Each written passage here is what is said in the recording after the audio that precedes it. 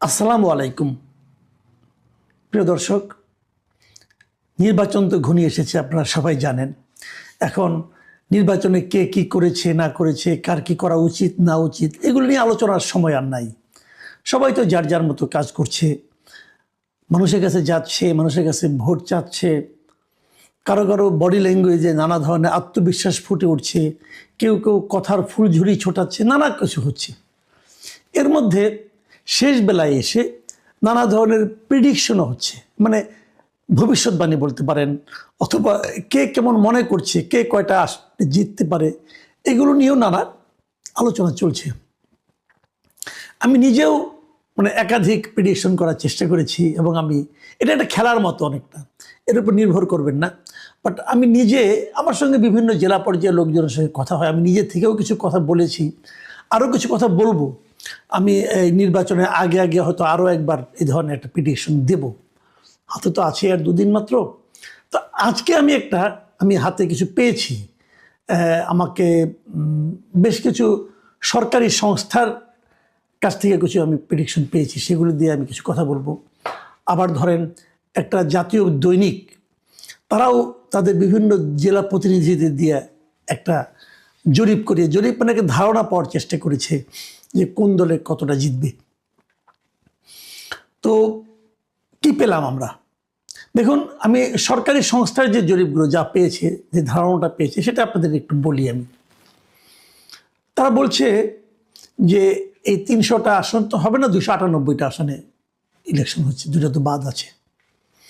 এই ২৯৮টা আসনের মধ্যে তাদের বিবেচনায় বিএনপি জিতবে ১৫০টা, জামাত জোট, বিএনপি হবে জোট না খেলে বিএনপি এককভাবে জিতবে ১৫০টা আসনে, জামাত জোট জিতবে ৭০টা আসনে, স্বতন্ত্র জিতবে ৫৫ জন।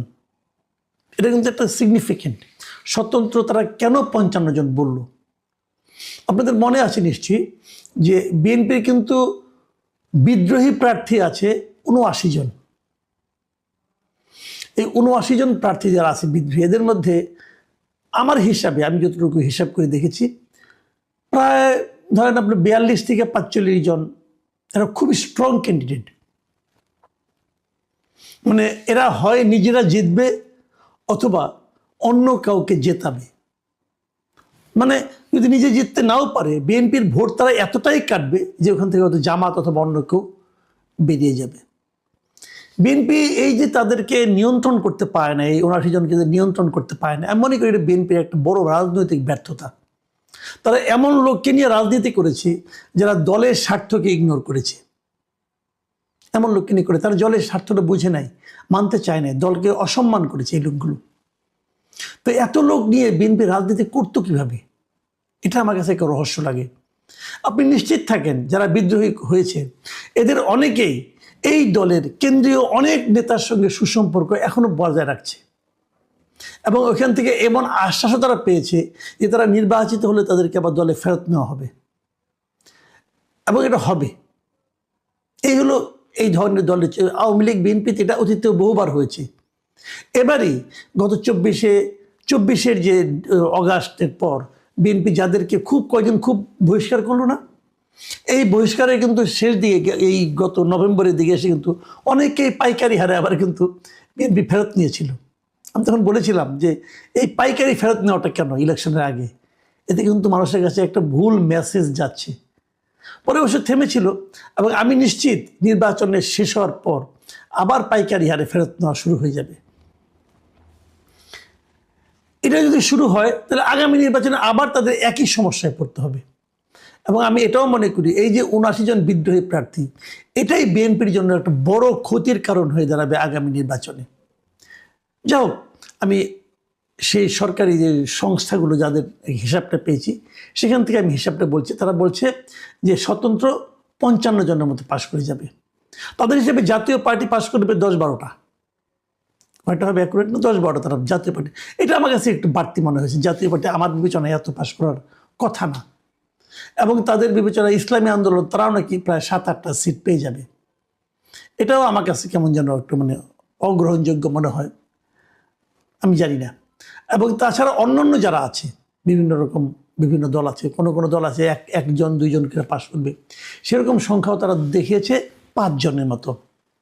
তাহলে কি দাঁড়ালো, বিএনপি তাহলে ক্ষমতায় যাচ্ছে, 185 হোক আর যাই হোক, এর চেয়ে কমবে না, বরং বাড়তেও পারে কিছুটা। আমার মনে হয় বিএনপি এদের হিসাব অনুযায়ী তারা বিএনপিকে ক্ষমতায় পাঠিয়েছে।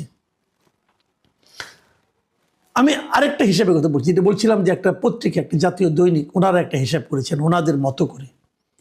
এই হিসাবটা আমার কাছে অধিকতর গ্রহণযোগ্য মনে হয়েছে, আমার খুব ইন্টারেস্টিং মনে হয়েছে। এই কারণে ওরা দুটো ভাগ করেছে। একটা ভাগ হলো যে নিশ্চিত জিতবে, আর একটা ভাগ হলো যে আসনগুলিতে খুব প্রতিদ্বন্দ্বিতা হবে। তাদের হিসাবে 88টা আসনে বিএনপি কোনো রকম প্রতিদ্বন্দ্বিতা না করেই জিতে যাবে। 88টা, 88। এই আসনগুলিতে বিএনপিকে কোনো ধরনের প্রতিদ্বন্দ্বিতারই মুখোমুখি হতে হবে না। এরকমভাবে জামাত জিতবে 51টা আসনে, কোনো ধরনের প্রতিদ্বন্দ্বিতা নাই, তারা মোটামুটি নিশ্চিত তারা 51টা আসনে জিতে যাবে খুব ইজিলি। আর 17টা আসনে স্বতন্ত্র প্রার্থীরা জিতবে। স্বতন্ত্র মানে ওই বিএনপি বিদ্রোহীরা 17টা আসনে তারা নিশ্চিতভাবে জিতবে। এখানে তাদের সঙ্গে অন্য কোনো প্রতিদ্বন্দ্বিতা হবে না, সেটা বিএনপি হোক জামাত হোক, কেউ তার সঙ্গে ফাইট করতে পারবে না। তারা এনসিপিকে দিয়েছে 2টি আসন, এই 2টি আসনে এনসিপিও বেশ আরামের সঙ্গেই জিতে আসবে। আমার ধারণা সম্ভবত এই দুটো, একটা হাতিয়ার আব্দুল হান্নান মাসুদ আর একটা হাসনাত আবদুল্লাহ হতে পারে, আমি শিওর না, তবে আমার ধারণা তাই হবে। আমি শিওর হলে এখন বলবো না আর কি, তবে বললাম এই দুটো। তাদের হিসাবে জাতীয় পার্টি জিতবে 4টা আসনে, এগুলো একদম নিশ্চিত। এছাড়া এর বাইরে অন্যান্য বিভিন্ন দলের থেকে 4 জন প্রার্থী তারা জিতে আসবেন। এটা এই পত্রিকাটার বিভিন্ন করসপন্ডেন্ট যারা আছেন তাদের সঙ্গে কথা বলে তারা যেটা বের করেছেন। আমার ধারণা আরও অনেক পত্রিকা কাজ করছেন, যদি এটা মিলে যায় আমি নির্বাচনের পরে পত্রিকাটার নামও বলবো আপনাদেরকে। এবং তাদের হিসাবে এই যে বললাম না কঠিন প্রতিদ্বন্দ্বিতা, তার সংখ্যা হলো 132টা আসনে। 132টা আসনে কঠিন প্রতিদ্বন্দ্বিতা হবে, এটা তারা মনে করে। মানে এই 132টা আসনে আসলে ডিসাইডিং ফ্যাক্টর হবে। এই 132টা আসনে যারা জিতবে, যারা ভালো করবে, তারাই আলটিমেটলি সরকার গঠন করবে। তার মানে এই 132টা আসন থেকে বিএনপি যদি 62টা আসন পেতে পারে, তাহলে কিন্তু তাদের 150 হয়ে যায়। খুব সিম্পল কিন্তু। কাজেই আর এই 162টা থেকে 132টা থেকে জামাতকে পেতে হবে 99টা আসন। জামাত যদি 132টার মধ্যে থেকে 99টা পায়, কেবল তাহলেই তারা ক্ষমতা দখল করতে পারবে, মানে সরকার গঠন করতে পারবে। আর বিএনপির জন্য 62টাই এনাফ। আমি যদি এটাকে মাথায় রাখি, তাহলে আমরা বলতে পারি যে মোটামুটি বিএনপির জন্য সরকার গঠন করাটা একটা সম্ভাবনাটা বেশি ইজিয়ার আমার কাছে মনে হচ্ছে। কারণ 132টা আসনে মধ্যে থেকে জামাত ইসলাম মানে 99টা আসন জয়ী হয়ে যাবেন, এটা আসলে একটু কঠিন হয়তো বা হবে। কিন্তু আমরা সব মিলিয়ে যেটা দেখলাম, যে আপনি যেমন ধরা যাক, আমি একটা কথা বলি, প্রায়ই বলি আমি, যে গত 24 অগাস্টে সরকার পতন হয়েছিল। নির্বাচনটা যদি 24 ডিসেম্বরে হতো, তাহলে বিএনপিকে কিন্তু এত হিসাব নিকাশ করতে হতো না। কিন্তু 6 মাসের মাথায় না হয়ে, 4 মাসের মাথায় না হয়ে, 1.5 বছরের মাথায় হওয়াতে বিএনপিকে কিন্তু একটু হিসেব নিকাশের মধ্যে পড়তে হচ্ছে। কারণটা কি?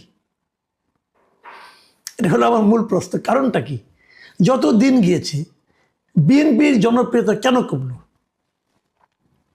এই বিষয়টা নিয়ে কি বিএনপির নেতৃবৃন্দ ভেবেছেন একবার? কেন তাদের জনপ্রিয়তা কেন কমল? কারণ হলো দুটো। এই দুটো কারণে আমি উল্লেখ করতে চাই এই কারণে যে এখান থেকে বিএনপির নেতৃবৃন্দেরও কিন্তু উপলব্ধি করা প্রয়োজন আছে যে কেন তাদের জনপ্রিয়তা কমল। প্রথমত যেটা হয়েছে যে ওই সময় যদি হতো, তাহলে লোকে আওয়ামী লীগের কোনো সমর্থনের সময় ছিল না। আওয়ামী লীগের যে দুঃশাসন ছিল সেটার কারণে আওয়ামী লীগের সমর্থন খুবই কম ছিল।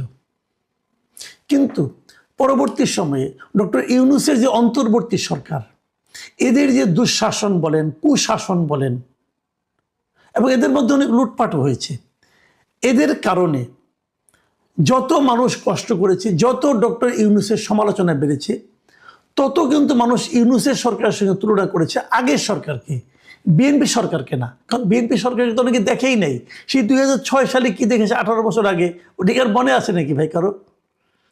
কাজে যত এই সরকারের অপশাসন হয়েছে, যত এই সরকারের নেগেটিভ ইমেজ বেড়েছে, তত মানুষ কিন্তু আগের সরকার মানে আওয়ামী লীগ সরকারের কথা ভেবেছে, এবং সেটা তখন এই সরকারের ব্যাড ইমেজটা যে ভর করেছে বিএনপির উপর।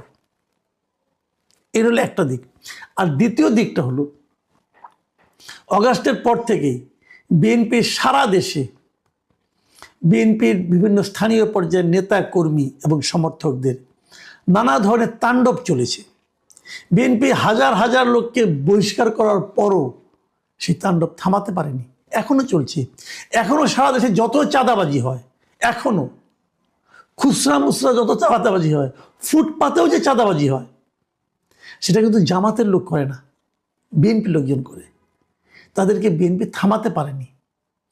মানুষের মধ্যে একটা ধারণা তৈরি হয়েছে যে ক্ষমতায় আসার আগে যখন এটা শুরু করেছে, ক্ষমতায় গেলে না জানি কি করবে।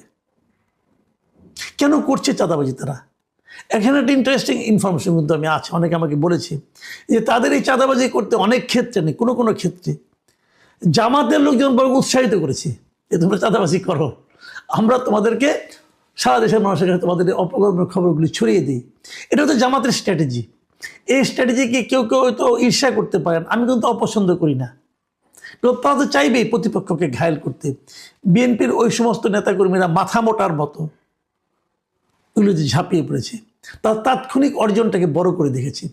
এটা কিন্তু বিএনপির জনপ্রিয়তা দিন দিন কমিয়েছে। তারেক রহমান দেশে ফেরার পর এই নেগেটিভ দিকটাকে তারা একটু কভার করার চেষ্টা করেছে। এখন তারা এই জন্য একটু অগ্রসর হতে চেষ্টা করছে।